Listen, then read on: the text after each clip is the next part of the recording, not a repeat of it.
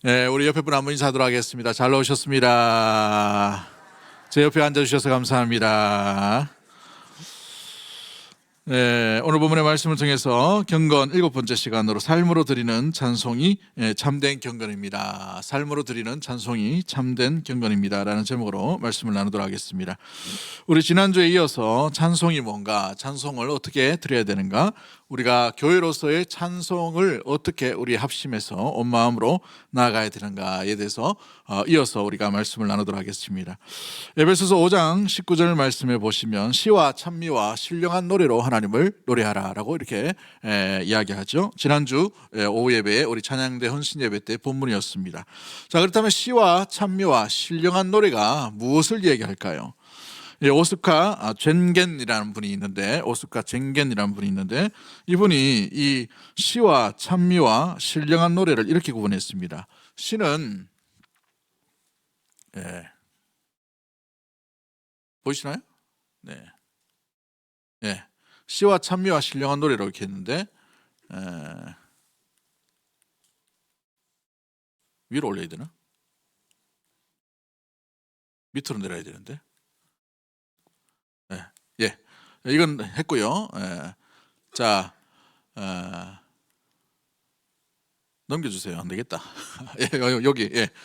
자, 시는 시편을 얘기합니다. 시로 얘기하는 것이죠. 우리가 주일 오전에 보면은 교동문을 합니다. 교동문을 하는데 이 교동문을 할 때에 의미가 있게 하게 되어 있어요. 절기를 따라서 이렇게 다루게 되어 있습니다. 모든 이 52주의 내용들 중에 찬송가 뒤쪽에 보면 교동문이라고 되어 있어요. 이 교동문은 시편으로 되어 있는 것을 아시죠? 네. 그래서 교독을 하면서 우리가 시로 노래하는 거예요. 시로 노래. 그래서 우리 주일 예배는 말씀이 주인 것 같이 보이지만 말씀은 분량이 많은 거고 대부분 찬양으로 되어 있어요. 그래서 경배와 찬양, 송영, 경배와 찬송, 또 성시교독, 또 찬송, 또 이 어떤 적용 찬송 이렇게 해서 공식 찬송은 3번, 또 이 시편 찬송까지 4번, 또 우리 경배와 찬양까지 하면 5번에 걸쳐서 계속해서 우리가 다루고 있는 것이 찬양입니다. 자, 시도 찬양의 내용이에요. 근데 우리가 이 구약에 있는 시가 어떤 엄률이 붙여져서 내려오는지 우리가 알 수가 없어요. 그러다 보니 그냥 문자만 남은 거죠. 그래서 문자만 남다 보니 시를 이제 그냥 시처럼 이제 읽어버리는 그런 일을 하게 됩니다. 근데 고대에 이 초대 교회의 내용, 이 예배 드릴 때 보면 우리가 아직 종교개혁이 일어나기 이전에, 종교개혁 이전에는 이 예배에 드릴 때에 말씀은 거의 한 5분에서 10분 정도를 이렇게 했어요. 분량이 그렇게 많지 않습니다. 물론 초대 사도 바울이나 어떤 이제 베드로나 사도들이 활동할 때는 예수님이 전하신 말씀이 뭔지에 대해서 듣고 싶어서 많은 이들이 예배에 말씀이 굉장히 많이 또 반복하고 또 반복하고 또 반복하는 그런 일들이 일어났습니다만은 이제 사도들이 다 소천하시고 속사도 교부 시대가 오면 예배가 정례화되는 것을 보게 돼요. 그러니까 예배의 순서와 질서가 정해진단 말이죠.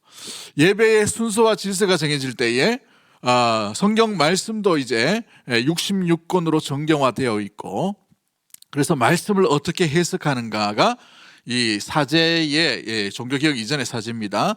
사제의 주된 역할 가운데 있습니다. 그런데 이게 역사가 오래되다 보니까 어떤 사람은 배운 사제가 있는 반면에 신학 공부를 잘 못한 어떤 이제 갑자기 세운 사제들이 있어요. 그래서 대부분의 글이 무슨 걸로 되어 있어요? 고대에는 라틴어로 되어 있단 말이죠. 그래서 한 교회에 사제라 하더라도 라틴어를 해석할 사람이 별로 없어요. 그래서 이제 작은 교구 같은 경우에는 굉장히 어렵기 때문에 그래서 나오는 대로 들으는 대로 생각한 대로 막 이렇게 하다 보니 그래서 어떤 중앙에서 설교집이라는 어떤 이렇게 내용들을 만들어서 그걸 읽도록 했어요. 그러니까 이제 모든 교회가 설교문을 똑같이 만들어 가지고 이렇게 하는 거죠. 오늘 삶으로 드리는 찬송이 참된 경건입니다. 이렇게 해서 반쪽짜리에서 약 한쪽짜리 이렇게 해서 그걸 읽고 예배를 드리게 되었어요. 근데 그 예배가 예배로서의 기능이 제일 중요한 게 어떤 이게 미사라고 하죠. 이 캐톨릭은 미사라고 하지 않습니까? 그러니까 예배 제사 행위로서의 어떤 보이기식, 드러남의식, 어떤 이런 형식들이 너무 많이 들어오게 되었습니다. 그래서 형식들 속에서 많은 부분에서 말씀이 약화되어 버렸습니다. 말씀이 라틴어를 해석하는 사람이 점점 희박하고 성경도 귀하고 이러다 보니 정례화된 어떤 묵언집 아니면 설교집 이걸 가지고 계속 다 모든 교회가 낭독하도록 되어 있어요. 그래서 배우든지 못 배우든지 하니 간에 이걸 읽도록 하게 됐단 말이죠. 그런데 이 읽는 것도 엄류를 따라서 읽는 그런 일들도 있었고, 또한 예배가 어떤 규칙과 순서가 정해지면서 찬양이 굉장히 많이 들어오게 되었어요. 그래서 뭐 그레고리 뭐 교황이라고 이야기하는 그레고리 1세라는 사람이 있습니다. 590년경에 교황으로 등극된 사람인데 약 66번째인지 62번째 교황인지 모르겠어요. 정확하지 않지만 이 사람이 수도사 출신입니다. 수도사 출신인데 이분이 굉장히 많은 어떤 설교나 찬양이나 이런 부분을 집대성했어요. 여러분 그레고리 역이라고 혹시 들어보셨어요? 달력? 처음 들어보셔요? 몇 분은 아시는데 그걸 세웠던 어떤 제정을 했던 사람이 이 그레고리라는 교황이었습니다. 약 590년경부터 600몇 년까지 이렇게 사역을 했습니다만은 이 사람이 만든 게 뭐냐면 그레고리 송이라는 거예요. 그래서 초대 교회의 많은 어떤 히랍, 그러니까 그리스에 또 비잔틴에 있는 여러 가지의 음악적인 요소들을 교회의 미사에 드리는 어떤 제도화시키는 찬양으로 도입하게 되었어요. 그래서 이제 지금도 캐톨릭은 굉장히 많은 미사하면서 찬양이 많이 있는데 이상한 찬양 부르죠. 뭐 연불도 아니고 뭐 이상한. 혹시 들어보셨어요? 중얼중얼중얼 하는. 안 들어보셨구나. 그죠? 그래서 준비했습니다. 한번 들어보죠. 짧게 한번 들어보도록 합니다.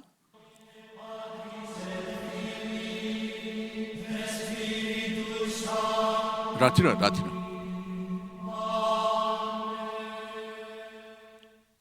예, 여기까지. 라틴어인데 뭔 내용인지 몰라요. 그냥 뭐 소리 좋은데. 근데 이 라틴어로 찬양을 부르는 거예요. 이게 그레고리 송이라고 얘기합니다. 이게 약 1000년경까지 계속해서 이어져 오다가 이 1000년경쯤 되면 종교개혁이 서서히 이제 밝아오는 어떤 도입되어가는 그런 기점에서 각 나라별로 노래가 퍼지게 되어 있어요. 그래서 이제 중세 시대에 노래가 굉장히 많이 발달되어져 가는 것과 함께 각 나라의 교회마다 찬양이 독특하게 발전하게 되어버렸습니다. 근데 이제 잘 보시면 아까 좀 들었는 것처럼 악기가 없습니다. 악기가 없고 뭐로 불러요? 목소리입니다. 목소리. 우리 여자 성도님들 참 많이 있지만 고대에 태어나셨으면 찬양대 대원도 못합니다. 다 남자가 불러요. 남자가 부르고 주로 남자들이나 아니면 소년 찬양대를 많이 불러요. 여러분 파리넬리라는 혹시 영화 보셨습니까? 옛날 영화인데 그게 남자인데 무슨 소리를 내요? 여자 목소리를 내죠.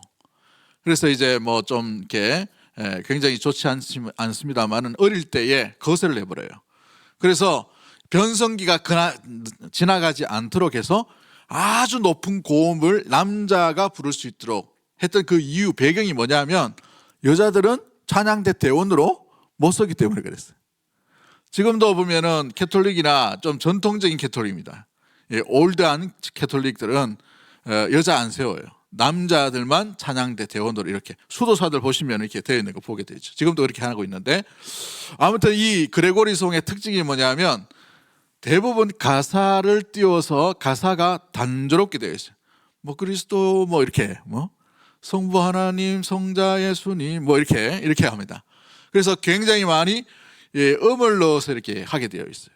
종교개혁을 이제 루터가 일으키게 되죠. 루터가 1517년에 이제 비텐베르크에서 종교개혁의 선언문을 선포합니다만은 이렇게 사제화되어 버리고 정령화되어 버리고 예배가 굳어 있는 이것 가운데에서 말씀도 말씀대로 선포하지 못하고 찬양도 뭔가 이렇게 주문을 외우는 것 같은 찬양이 드려지게 되어 있어요. 그레고리송의 처음에 시도는 굉장히 좋았지만 1000년이 지나고 난데 이게 굉장히 주문을 외우는 것처럼 우물쭈물하는 것처럼 무슨 내용인지도 모르는 것처럼 그렇게 들려지는 찬양으로 말미암아 종교개혁을 일으키는 이 루트로 인해 각 지역의 각 나라의 말로 성경이 번역되게 되어 있어요. 그래서 루터가 제일 먼저 한 게 로마서를 독일어로 번역하죠. 그래서 이 번역함으로 말미암아서 그 독일에 맞는 독일어 찬송이 나오게 되었어요.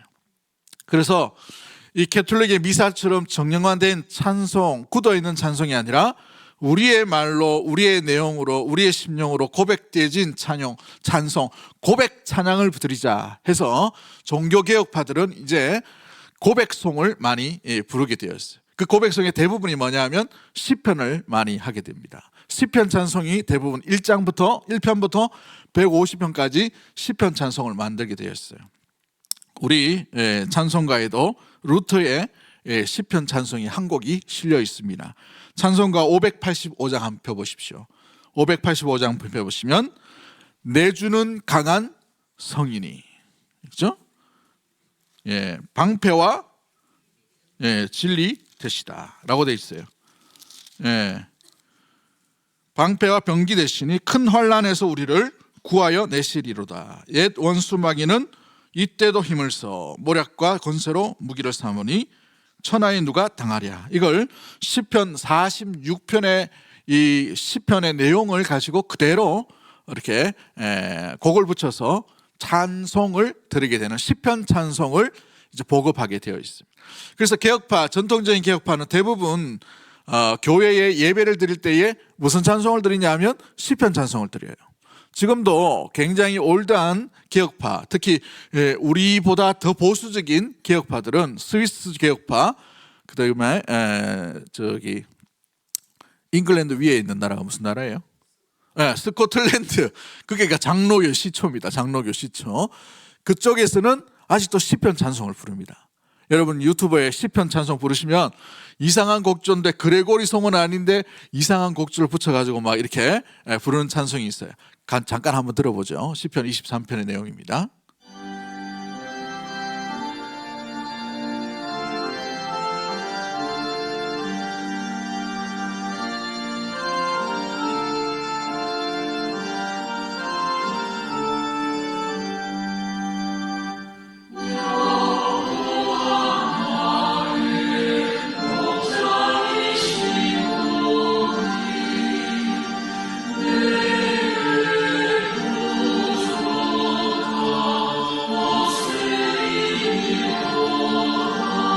거기까지 딱 들어보시면은 좀 뭔가 발전한 것 같죠? 뭐가 더 들어간 것 같아요?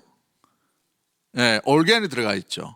또 어떤 데는 피아노가 들어가는 걸 보게 됩니다. 그런데 대부분 올드한 개혁파들은 올겐을 씁니다. 올겐.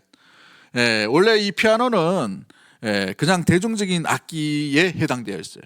옛날 우리 80년대, 70년대 보면은 기타 치면은 무슨 소리 들었어요? 앞에 나와가지고. 무언가 좀 이렇게 급이 낮고 좀 뭐예요 이게? 교회에서 어울리지 않는 그거 한다고 막 했잖아요. 또 드럼 치면 어떻게 했습니까?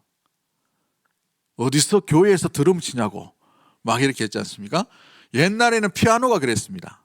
피아노를 어떻게 치냐 했는데 중세 이후 근대로 넘어가면서 피아노 곡이 많이 발전되면서 이게 교회로 그대로 들어오게 되었어요. 그래서 많은 이 근대 곡이 국가의 곡으로 연주되면서 피아노 곡이 굉장히 많이 활용된 것을 보게 되죠. 자, 아무튼 이 시에 대한 것들이 우리가 잃어버렸던 찬송의 모습들입니다. 그러므로 이 시편 찬송 같은 경우에도 우리가 굉장히 많이 귀를 기울이고 또 교회 안에서 불려져야 될 잃어버린 우리 찬송이 아닌가 이렇게 생각이 돼요. 말로만 아니라 또 곡조를 붙여서 부르는 이 찬송이 바로 시편이었다. 이 시가 프살모스라는 단어를 씁니다. 그런데 찬미라는 이 제목이 있죠. 찬미가 뭐예요? 찬미는 창작 찬송입니다. 하나님 앞에 드리는 찬송을 의미할 때 이 찬미라고 얘기해요. 또 신령한 노래라는 말은 이 푸뉴마티코스 오데라는 단어를 쓰는데 영적인 노래라는 말을 쓰면서 자유로운 형식으로 불려지는 노래를 이야기합니다. 오늘날 우리 찬양 인도할 때에 예배 전에 들렸던 우리 대부분의 찬송이 자유롭게 부르지는 그런 찬송이죠. 그죠? 이게 바로 신령한 노래에 해당된다라고 이렇게 말합니다. 캐톨릭의 공동 번역이 성경이 있죠. 성시와 찬송가와 영가라고 이렇게 번역을 했습니다만은 또 서울 이 신학교의 이상윤 교수라는 분은 시와 찬미와 신령한 노래를 어떻게 구분했냐면 시는 구약의 시편으로 이야기할 수 있다라고 얘기하고 찬미는 오늘날 우리의 찬송가와 예배 때 드리는 찬양이 바로 여기에 해당된다라고 얘기합니다. 우리 찬송가에도 보면 여러 종류의 찬송가가 있어요. 찬송가가 한 편의 어떤 모습들이 되어 있지 않아요. 잘 보시면 찬송가 안에 아멘이 붙여진 것들이 있습니다. 근데 아멘이 없는 것도 있어요. 이 차이가 뭘까요? 아멘이라는 말은 화답을 얘기하는 것이죠. 그러므로 대부분의 아멘은 주, 예수 그리스도, 하나님, 성령에 관련된 찬양을 드릴 때에 여기다가 아멘을 붙였습니다. 대부분이 그래요. 안 맞은 것도 있지만 그러나 대부분 아멘이 없는 것은 우리의 수평적인 관계, 또 공동체, 또 위로, 기도 이런 걸 할 때에 주로 아멘이 없이 우리가 같이 이렇게 부를 수 있도록 해놓았단 말이죠. 또 신령한 노래는 생활 가운데에서 기도, 확신, 전도, 헌신 여기에 대해서 찬양을 할 때에 해당되는 노래가 신령한 노래다라고 되어 있습니다. 오늘 바울은 고린도전서 14장 15절 말씀을 통해서 어떤 마음, 어떤 심령으로 찬양을 드린다라고 이렇게 표현하고 있습니까? 오늘 본문 한번 볼까요? 14장 15절 말씀 같이 봅니다. 시작. 그러면 어찌할꼬 내가 영으로 기도하고 또 마음으로 기도하며 내가 영으로 찬양하며 또 마음으로 찬송하리라. 여러분 여기 보시면은 굉장히 비교를 해놨죠. 기도할 때에도 영으로 기도하고 마음으로 기도하며 찬양을 할 때도 내가 영으로 찬송하고 마음으로 찬송하리로다 라고 이렇게 표현되어 있습니다. 두 의미는 같은 의미로 표현되어 있는 것을 보게 되죠. 영으로 기도한다라는 것은 성령의 이끄심을 받아서 성령의 인도함을 따라서 부르는 노래, 부르는 기도, 드리는 기도를 얘기하고, 마음으로 드리는 기도라는 말은 우리의 중심을 다해서 온 마음을 다해 내 삶으로 드리는 이 기도가 바로 이 마음으로 드리는 기도다라고 이렇게 표현되어 있습니다. 또 영으로 드리는 찬송도 마찬가지. 성령의 인도하심과 성령의 이끄심으로 말미암아 내가 드리고 싶은 그 마음에 그 무엇보다 성령의 인도함을 따라서 드리는 찬송이 바로 영에 의해서 드리는 찬송. 또 마음 중심으로 내 삶을 다해서 드리는 이 노래가 바로 찬송으로 이어져 가는 것을 보게 돼요. 그래서 이 다윗의 찬송 같은 경우에는 자기의 중심과 내 마음의 중심, 자기의 삶으로 드린 찬양이 굉장히 많이 있음을 보게 되죠. 시편에 보면 범죄했을 때에도 주님 앞에 주의 영이 떠나지 않도록 자기 삶을 드리고 자기의 중심을 온전히 드리는 그 내용으로 주님 앞에 예배하며 찬양하는 그의 모습을 보게 됩니다. 그러므로 찬양 드리는 사람은 이 두 가지가 같이 병행되어져 가야 되는 것이죠. 기도하는 마음으로 찬양을 드려야 되고 찬양하는 마음으로 기도해야 된다는 거예요. 주의 영의 이끌리심을 받아 우리가 찬양하고 기도하는 것처럼 우리의 중심과 삶으로 온전히 드리는 것이 참된 기도요 참된 찬양이 되어야 한다는 사실입니다. 그러므로 우리 삶에 무슨 노래를 부르고 있는가, 우리의 삶으로 어떤 노래를 지어서 만들어 드리고 있는가를 우리 삶 가운데 잘 점검해 보셔야 됩니다. 가정에서 여러분은 어떤 곡을 지어서 어떤 내용을 통해 하나님 앞에 찬양을 드리고 있나요? 공부를 할 때도 마찬가지고, 설거지 할 때도 마찬가지고, 이웃과의 만남도 마찬가지고, 사회생활을 할 때에 어떤 가사를 짓고 어떤 삶의 가사를 지어서 주님 앞에 노래 드리고 있으십니까? 그것이 바로 우리가 드리는 찬양이라는 사실이에요. 우리가 한 번에 예배를 드리면서 드리는 찬양이 다가 아니라 우리의 삶으로, 우리의 중심으로 우리의 모든 고백을 담아 드리는 것이 참된 찬양의 모습인 줄 믿습니다. 이것이 바로 경건이라는 사실이에요. 참된 경건이 어디서 나타납니까?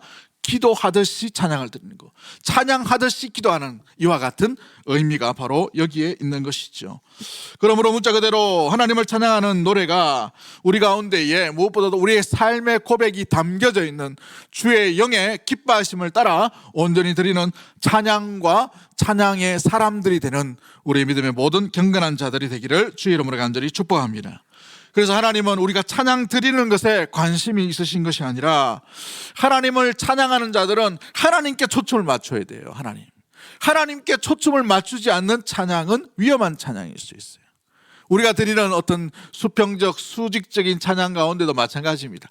그 찬양 곡조의 드림, 여기에 목적이 아니라 받으시는 그분, 이 가사를 통해서 누가 영광 받으시는가, 이걸 생각해야 된다는 말이죠.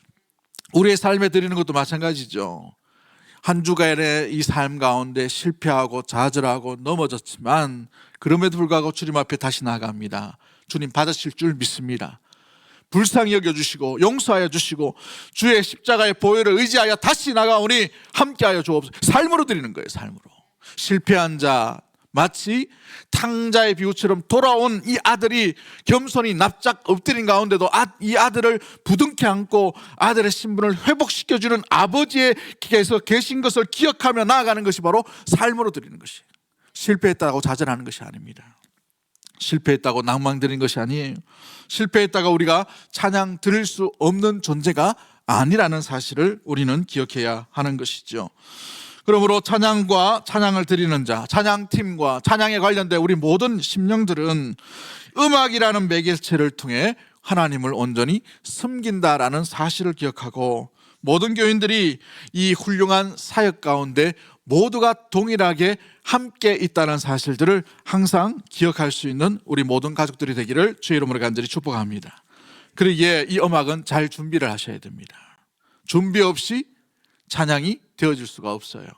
연습 없이 잘 될 수가 없단 말이죠. 저는 이 찬양팀을 주로 많이 했었는데 청년부 때 처음에 기타를 배웠어요. 기타를 배웠는데 기타를 치면서 손가락에 이 물집이 3번을 벗겨져야 기타 좀 친다는 소리를 듣습니다.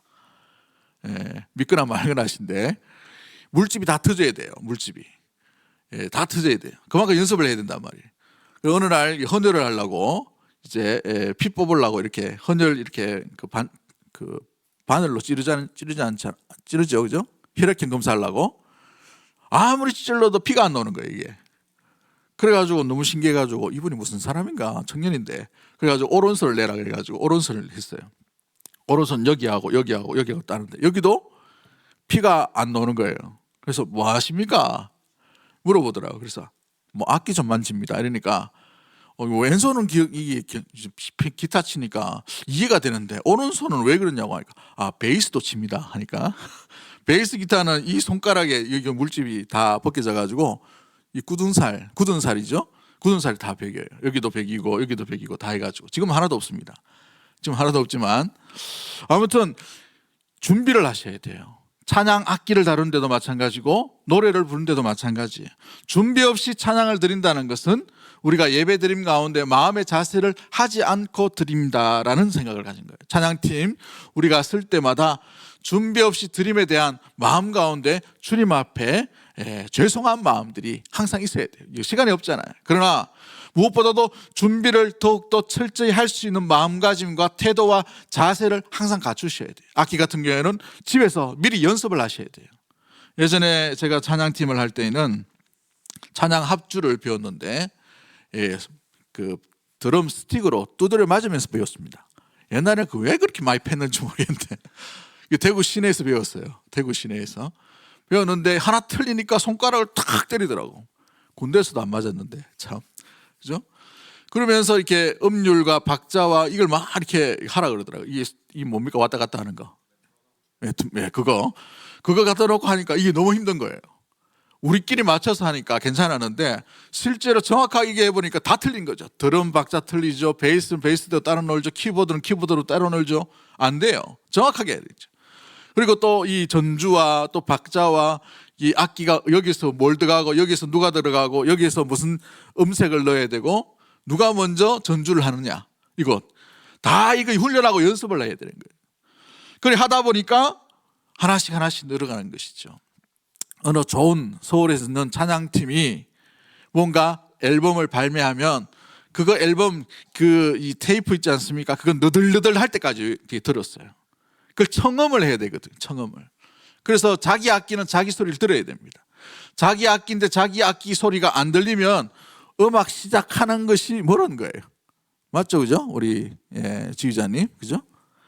베이스를 이야기하거나 베이스를 노래를 부르거나 베이스를 연주하면 베이스 소리가 안 들리면 훈련이 멀은 거예요.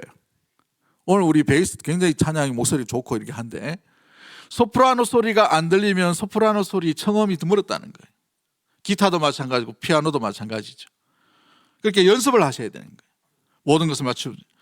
그러므로 주일 드려지는 예배를 위해 음악의 준비가 얼마나 철저하게 잘 되어 가는가에 따라서 예배의 집중도가 훨씬 달라지는 것을 보게 돼요. 자기 자신에게서 달라지는 거예요. 자기 자신이 준비되지 않으면 준비되지 않는 자세로 예배를 드리고 있다는 것을 이야기해 가고 있는 것이죠. 헐레벌떡 뛰어나와서 우리가 모든 청중들이 그 자리에 마음의 문을 열고 예배에 곧장 들어가기란 쉽지 않음을 말해주고 있습니다. 그래서 모든 교회 음악을 다루고 있고 모든 음악을 함께 하고 있는 찬양대, 찬양팀, 방송실 또 모든 우리 함께하는 찬양의 모든 회중들이 가져야 될 기능적인 자세의 태도가 있어요. 무엇보다도 찬양을 드릴 때는 올바른 자세로 드려야 됩니다. 올바른 자세. 올바른 노래를 할 수 있도록 자세를 하셔야 돼요. 찬양을 부르는데 찬양 지휘자가 항상 찬양을 가르치거나 음악을 가르칠 때 자세 바로 하라 그러죠. 등 붙이라 그럽니까? 등 떼라 합니까? 찬양대 떼라 하죠. 왜 떼라 합니까? 그래야 소리 나죠. 그죠? 바르게 소리 난단 말이죠. 바르게. 여러분 설교자도 이 발음 연습하고 소리 내기 위해서 연습을 해요. 저 같은 경우에 좋은 교회 그래서 만나가지고 좋은 교회에 있는 어느 은사 재능 기부를 누가 하셔가지고 아나운서가 있었어요. 이 MBC 아나운서 출신이 있었는데 설교하는 목사님들만 좀 모으셔가지고 그 설교하는 목사님들 대상으로 발음 연습하는 것, 호흡 연습하는 것, 스피치 연습하는 거를 가르쳐 주셨어요. 한 3일간 짧게. 근데 그게 아주 평생 기억이 납니다. 그리고 교육전사 때에 또 이 전임 부교육자로 있을 때에 항상 선배들과 설교에 굉장히 잘하시는 목사님들이 뭘 얘기하셨냐면 발음 연습하라고 늘 가르쳐 주셨어요. 그래서 지금도 이 입술이 트거나 아니면 컨디션이 좋지 않으면 발음이 좀 새요. 그럴 때마다 제 방에 앉아가지고 뭘 하냐면 볼펜 입에 물고 이거 합니다. 응? 가가 거겨 이게 해야 돼요. 왜냐하면 연습하지 않으면 우리가 우리 스스로가 준비되지 못한 모습들을 보게 돼요. 피아노를 치는데 준비가 되지 않아요. 피아노. 근데 우리가 뭐 수준 아주 높은 그런 음악을 요구하는 것은 아니지만 자기 스스로에 대해서 마찬가지입니다. 설교할 때도 마찬가지죠. 발음 연습을 한단 말이죠. 발음 연습 안 한 것 같아요, 제가. 믿거나 말거나인데. 예. 여러분 아름다운 내용을 하기 위해서는요. 발음, 모음과 자음에 정확하게 노래 표현을 하셔야 돼요. 이 단어들이 어려운 말이 있거든요. 하나님, 찬양, 영광, 경배 이런 겨 들어가 있는 것, 여 들어가 있는 단어, 요 들어가 있는 단어 이런 단어들이 정확하게 발음될 수 있도록 찬양을 드려야 돼요. 물론 우리가 회종으로 들으기 때문에 그냥 나 대신 불러주는 사람도 있겠지라는 생각도 할 수 있습니다만은 찬양대와 찬양팀과 찬양 싱어들은 달라야 되는 것이죠. 마이크를 그냥 쥐고 있는 것이 아니에요. 예? 여러분 마이크를 들으면 다른 사람들이 다 들리게 돼 있단 말이죠. 그러므로 정확하게 가사가 전달될 수 있도록 전달하는 것이 굉장히 필요합니다. 그리고 지휘자나 아니면 반주자가 또 연주하시는 분이 음악에 대한 전문가들이죠. 그러면 이 음악의 전문가들에 대해서 음악적인 부분은 배우셔야 됩니다. 자기가 좀 더 잘 알고 자기의 어떤 취미가 더 잘 알아서 이 부분은 이렇게 부르는 게 맞아라고 할 수 있겠지만 우리가 전공한 사람들에게 오히려 더 귀를 기울여야 될 이유가 여기에 있는 것이죠. 음악은 저들이 더 잘 알기 때문에 그런 겁니다. 그러면 그 음악적인 이해 분위기를 정확하게 표현할 수 있는 그런 전달과 방법들을 배우셔야 됩니다. 지휘자를 통해 또 연주자를 통해서. 그렇죠? 또 파트를 연습할 때도 마찬가지입니다. 자기 파트에 자기 소리가 들려질게끔 그 인식을 할 수 있게끔 온전히 나아가는 것들이 굉장히 필요하죠. 그래서 음악에 장단 고조가 있잖아요.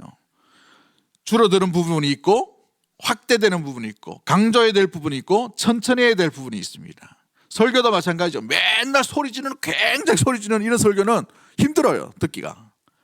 근데 맨날 잠재우는 설교, 하나님이 오늘 우리에게, 이런 설교를 들으면 설교의 메시지도 어떠십니까? 굉장히 우리 가운데 지치게 만들죠. 그렇기 때문에 찬양도 마찬가지, 이 3분에서 5분까지의 이 찬양을 드릴 때에, 또 한 곡의 이 찬양 가운데 있을 때에 후렴 부분에 액센트를 주고 강조점을 두고 클라이막스를 할 때에 우리의 마음과 또 이 음악적인 기질들, 사용들, 재능들을 사용해서 분명히 드려줘야 됩니다. 찬양을 부를 때에 대부분의 우리 찬송가는 느려지지 않도록 불러야 돼요. 느려지게 부르면, 물론 우리가 삶이 힘들어가지고 내 모든 시험, 무거운 짐을, 이거 부를 때는 천천히 느려지겠지만, 그러나 공적인 예배 드릴 때에는 약간 어떤 곡보다 약간 빠르게 부르셔야 돼요. 처지지 않게 부르게. 우리도 이 마이크가 정확하게 여기서 전달하면 저 뒤까지 잘 들려야 되는데 안 그렇습니다. 약간의 갭이 있어요. 여기서 뭐 4개 하면 저기서 4개 이렇게 돼요. 갭이 있단 말이에요, 갭이. 그래서 박자가 약간씩 틀려질 수가 있습니다. 그래서 약간 앞에서 부른 사람은 빠르게, 약간 빠르게, 너무 빠르게 부르면 숨 넘어가니까, 그죠? 약간 빠르게 불러야 돼요. 다른 사람의 어떤 옆에 있는 사람들의 소리를 들어가면서 부르셔야 됩니다. 내가 좋다고 찬양대에 같이 있는데 막 내 소리를 막 질러버리면 하모니가 끼어져 버린 것을 보게 되죠. 또한 악보만 보지 말고 지휘자를 계속해서 바라보아야 될 이유가 있습니다. 지휘자가 음악을 해석하면서 다르게 해석할 수 있거든요. 그런데 이 자기는 악보만 봤어. 악보가 맞다고, 그죠? 근데 중요한 것은 지휘자가 맞아요. 시편을 한번 보십시오. 지휘자의 영장을 따라, 지휘자의 인도를 따라라고 되어 있어요. 그래서 이 이스라엘에 가시면 음악에 굉장히 음악이 활발합니다. 밝아요. 밝은데 빠릅니다. 굉장히 빠른 곡을 많이 해요. 그럴 때 리더가 나와서 막 이렇게 소리를 인도해 가는 거죠. 우리나라에 마치 이게 뭐 치는 겁니까, 이거? 꽹과리 치면서 인도해 가잖아요, 막 소리를.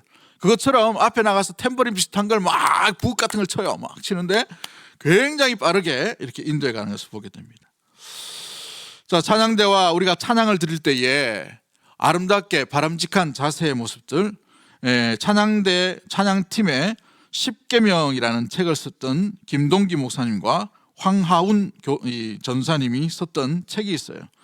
그래서 찬양을 어떻게 드려야 되는가? 찬양대에 10가지의 계명이 있는데 이걸 하고 마치도록 하죠. 첫 번째 뭐냐면, 찬양을 드릴 때 우리 찬양대 대원이 아니더라도 우리가 좀 기억했으면 좋겠습니다. 찬양은 하나님께 영광이 되도록 해야 됩니다. 한번 따라하겠습니다. 하나님께 영광이 되게 하라. 두 번째가 하나님의 영광을 뭐 하지 말라? 도적질하지 말라. 도적질하지 말라. 자칫 잘못하면 우리가 찬양을 잘 불렀어요. 특히 우리 싱어를 할 때에, 특히 우리 앞에 찬양팀을 쓸 때에, 악기를 할 때에, 찬양 인도자가 될 때에는 굉장히 조심하셔야 돼요. 또 겸손하고 또 겸손하고 또 겸손하고 또 겸손해야 돼요. 왜냐하면 제일 많이 마음 가운데 교만이라는 것이 들어오기 쉬운 자리가 인도자의 자리입니다. 그래서 목사, 앞에 있는 찬양팀, 찬양 지휘자, 찬양 어떤 이 앞에 인도하고 있는 인도자들 굉장히 조심하셔야 돼요. 이 미국과 영국 가운데에서도 찬양팀이 굉장히 활달하게 발달했습니다마는 그 찬양팀 지휘자와 인도자들이 주구장창 막 넘어졌어요. 7계를 범한다든지, 아니면 물질적으로 시험에 든다든지, 아니면 이 완고한 이 고집과 교만으로 말미암아 팀이 깨어져 버린다든지, 유혹이 굉장히 많은 자리입니다. 그래서 앞에 설 때마다 우리는 또 겸손, 또 겸손, 십자가의 그늘 아래 우리가 서 있다는 사실을 항상 잊지 않고 하나님의 영광을 도적질하지 않도록 하는 것이 중요합니다. 세 번째가 뭐냐 하면 은혜로 찬양하셔야 돼요. 우리의 실력이 거기서 거긴데 이게 하루아침에 확 나갈 수 없죠. 하루아침에 갑자기 막 조수미가 와가지고 막 부르는 부를 수가 없어요. 그렇기 때문에 우리 가운데 가장 중요한 게 뭐냐면 은혜의 중심, 은혜로 이 찬양을 드린다는 것. 실수 가운데에서도 하나님의 은혜로 들으시고 받으시고 은혜로 불려진다는 사실을 우리의 모자람 가운데 은혜로 채우심을 항상 잊지 않는 것이 필요합니다. 그런데 네 번째가 있어요. 은혜로만 찬양하면 안 된다는 거예요. 실력도 같이 자라가야 된다는 거죠. 10년 전 찬양대인데 10년 후 똑같아. 이 목도 어찌 보면은 그죠? 나아지지 않고, 이 어떤 발성도 그렇고 호흡도 그렇고 나아지지 않으면 문제가 있는 겁니다. 찬양대 10년 정도 하면 어느 대회 어느 팀이 나가가지고 솔로 정도는 할 수 있어야 돼요. 네? 혼자 부를 때 딱 이렇게 쫄지 않고 담대하게 무엇보다 자기 소리가 나올 수 있도록 그렇게 해야 되는 것이죠. 다섯 번째가 뭐냐면 특별 의식을 가지면 안 된다는 겁니다. 유일하게 가져라는 데 뒤에 보면 특권 의식을 버려라 라고 되어 있어요. 특별 의식을 가지고 특권 의식을 버려야 되는 거예요. 말도 희한하게 좀 바꿔놨네. 여러분, 우리 이 찬양대와 앞에 있는 팀은, 우리 교회는 이제 찬양팀에게 뭐 가운이나 조끼나 이런 것을 잘 안 줬습니다만은 유일하게 우리 교회에서 가운이 있는 대상은 찬양대입니다. 찬양대. 그렇기 때문에 이 가운에 대한 이 여러분의 부담감을 가지셔야 돼요. 가운이라는 것은. 저도 가운을 잘 안 입는 이유가 뭐냐면 가운은 부담이 됩니다. 부담이 돼요. 이 가운의 의미가 뭔지 아십니까? 왜 우리가 이 흰 옷 입고, 보통은 옛날에는 검은 옷 입었어요. 예, 제사장의 의미는 아니고 우리 만인 제사장이지 않습니까? 흰 옷 입었다는 말은 그리스도의 보혈로 정결케 됐다는 의미입니다. 우리가 저 하나님 나라에 나아가면 이제 흰 눈보다 더 희게 우리를 깨끗게 하실, 그것을 기대하면서 흰 눈과 같이 그런 의미로 흰 옷을 입어요. 근데 옛날에는 보통 목사님들 가운들과 또 양복도 그렇고 찬양대도 검은색을 입었어요. 왜 검은색을 입었냐 하면 우리는 이 세상에서 죽은 자입니다 라는 것을 보이기 때문에 그렇죠. 여러분, 결혼식 할 때 왜 남자 이 신랑이 검은색을 입고 여자가 흰 옷을 입는지 아십니까?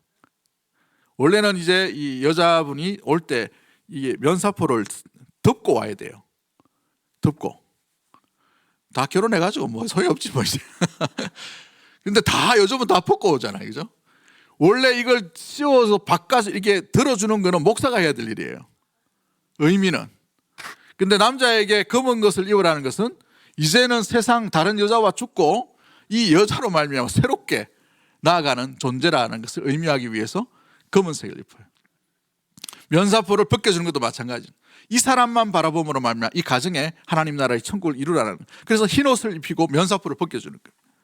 그래서 자기들 좋아가지고 손잡고 이렇게 가는 게 아니고 손잡을 때도 목사가 나와서 손을 잡게 해줘야 됩니다. 이게 하나님 앞에서 그리스도 중심으로 중매가 됐다는 의미를 가지고 있어요. 네? 처음 들어보셨죠, 이런 거? 감사합니다. 오후 예배 때 자주 하도록 하겠습니다. 자, 아무튼 특별의식을 가지고 특권의식은 버려야 됩니다.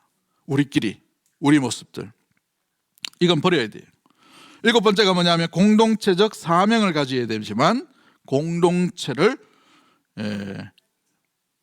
위하지 말라가 아니고 미워하지 말라. 공동체만 위하지 말라. 그죠? 그러니까 편협하게 자기들만 우리 공동체, 내 것, 우리 부서 이거 하지 말라는 겁니다. 이게 미워하는 가운데에 나타날 수가 있기 때문에 그렇죠. 우리는 찬양대로만 섬기는 것이 아니에요. 찬양팀으로서 있는 것이 아니란 말이에요. 한 부서도 마찬가지죠. 우리 부서만 있는 게 아니에요. 모든 부서가 교회 안에 동일하기 때문에 그런 것입니다. 아홉 번째가 뭐냐 하면 즐겁게 찬양하셔야 돼요. 그런데 즐기지 마셔야 됩니다. 이게 좋아가지고 막 그렇죠. 음악이 좋아서 심취했어. 제가 예전에 한번 간 적이 있는 것 같은데 베이스를 치다가 베이스가 그 펜더라는 베이스입니다. 미국산. 너무 좋은 거예요. 그때 당시에 93년도에 70만 원을 주고 샀습니다. 거금을 들였어요. 대구에 딱 3대 있는 굉장히 값진 것이었습니다. 소리를 들으니까 이전에 있는 국산 그 베이스 기타하고 달라요. 소리가 너무너무 좋았어. 이게 애드립도 해보고 괜히 이쪽에서 이쪽까지 막 끌고 보기도 하고 펑키도 쳐보고 막. 그래서 괜히 막 버스 가면 맨날 이거 치기도 하고 여기에 구동살이 비게 되기 때문에. 근데 하다 보니까 제 모습이 저 바깥에서 누가 보고 있는 것 같아요. 야, 그게 찬양이냐 구경이냐. 이런 마음에 소리가 들리는 것 같아요. 그 생각이 딱 드니까 그 다음부터 찬양을 들을 수가 없었습니다. 몇 달 지나고 났는데 찬양이 즐겁지가 않더라고. 아, 내가 노래만 했구나. 음이 좋아서 그랬구나. 그리고 난 뒤에 그 70만 원짜리를 내려놨습니다. 후배에게 주고 맨 앞에 우리 박 집사님 앉은 요 자리에 앉았어요. 요 자리에 앉았던 그 첫날 아직도 기억이 납니다. 눈물이 회복되고 주님 앞에 드리는 찬양이 온전히 회복되게 되는 것이죠. 사랑하는 성도 여러분, 주님을 즐거워하고 주님을 기뻐해야 되지, 나 자신만 좋아서 드리는 찬양은 나 자신을 향한 찬양이 되어 버릴 가능성이 많습니다. 그러기에 오늘 우리가 드리는 모든 찬양 가운데 주께서 영광 받으시고 뿐만 아니라 우리의 심령이 주님을 기뻐하며 드리는 아름다운 찬양의 귀한 도구들이 다 되기를, 삶으로 드리는, 우리의 중심으로 드리는, 우리의 영으로 우리 주님께 온전히 찬양을 드리는 믿음의 모든 가족들이 되기를 주의 이름으로 간절히 축복합니다. 하나님 아버지 감사합니다.